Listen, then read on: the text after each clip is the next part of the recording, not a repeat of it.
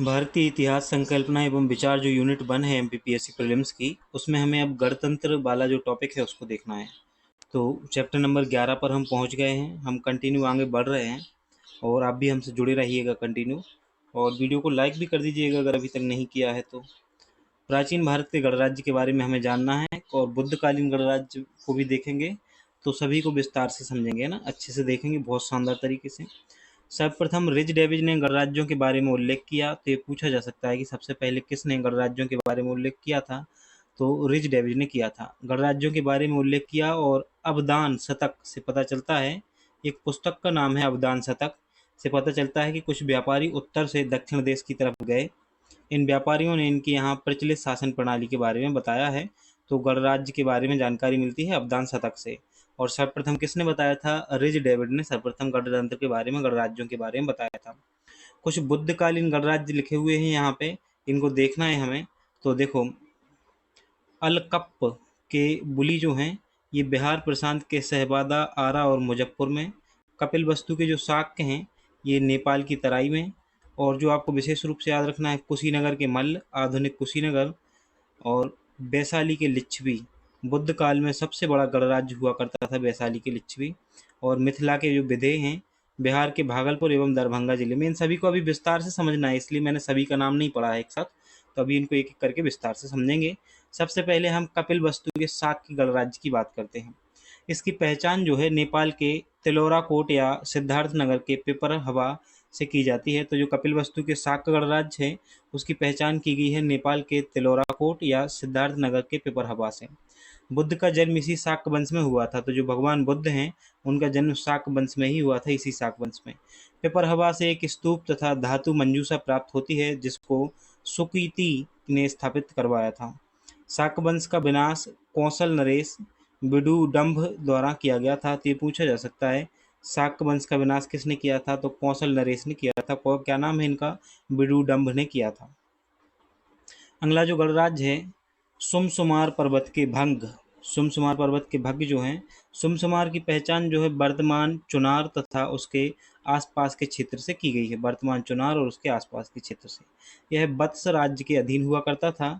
और वत्स राज्य जो है, वत्सराज उदयन का पुत्र बोधि यहीं पर निवास किया करता था। कहाँ पर? सुमसुमार पर्वत के भंग गणराज्य में। अगला है अलकप्प के बुली। जो अलकप्प के बुली हैं, यह स्थल शाहाबाद, आरा और मुजफ्फरपुर के क्षेत्र में मिलेगा। यहाँ के लोग बौद्ध मतालंबी थे। कैसे थे? बौद्ध मतालंबी थे। केसपुत्त के कलाम को भी याद रखना है आपको, यह कौशल के पश्चिम में स्थित है। इसी राज्य में अलार कलाम नामक आचार्य रहते थे। तो जो केसपुत्त के कलाम है, वहीं पर अलार कलाम नामक आचार्य रहते थे, जिनसे भगवान बुद्ध ने सर्वप्रथम शिक्षा ग्रहण की थी। रामग्राम के कोलिये जो हैं, रामग्राम की पहचान वर्तमान गोरखपुर के रामगढ़ ताल से की गई है। और शाक्यों और कोलियों के गणराज्य के बीच रोहिणी नदी बहती थी। टरोहिणी नदी के जल में उपयोग को लेकर दोनों गणराज्यों के बीच विवाद होता था।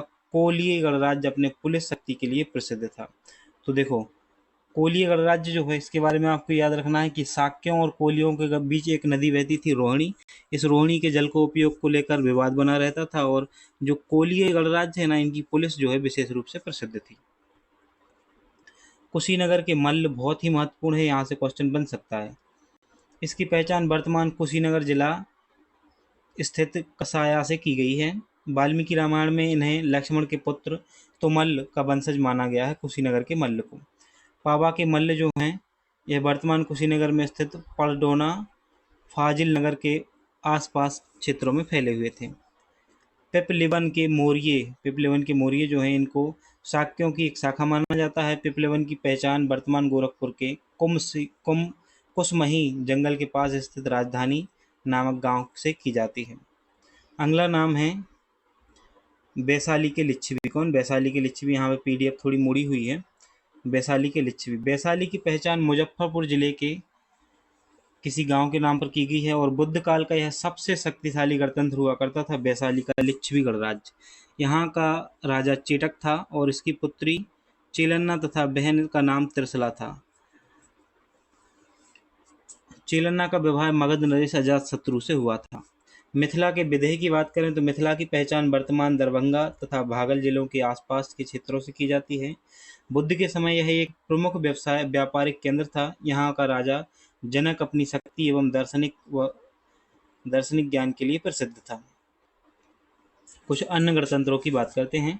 छठी शताब्दी ईसा पूर्व बाद हमें उत्तर भारत के उत्तर पश्चिम में गणतांत्रिक राज्यों का अस्तित्व मिलता है। यूनानी राजा सिकंदर ने भारत में अपने अभियानों के दौरान उनसे युद्ध करना पड़ा था।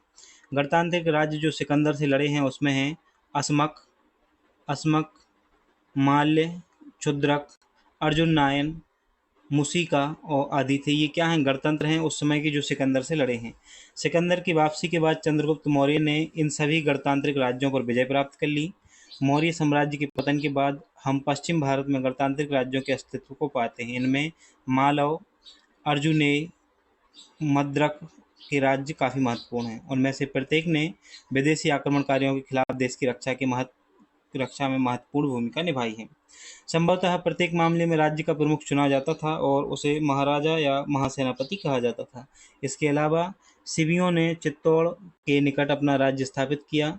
कुलूता का गणतांत्रिक राज्य कुल्लू घाटी में, ओदुनबार का राज्य पंजाब में कांगड़ा घाटी में। ये बहुत सारे हैं तो सभी को याद नहीं रखना है। जो ऊपर पड़े हैं ना वो विशेष रूप से हैं जिनको याद आपको रखना है। इसके साथ गणतंत्र वाला जो टॉपिक है हमारा कंप्लीट हो जाता है।